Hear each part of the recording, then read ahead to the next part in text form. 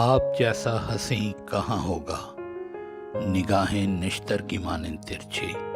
ہونٹ جیسے ہوں نشیلا جام کوئی، ہاتھ سنگے مرمر سے تراشے، زلفیں ہیں جیسے پلکھائے ناگن کوئی،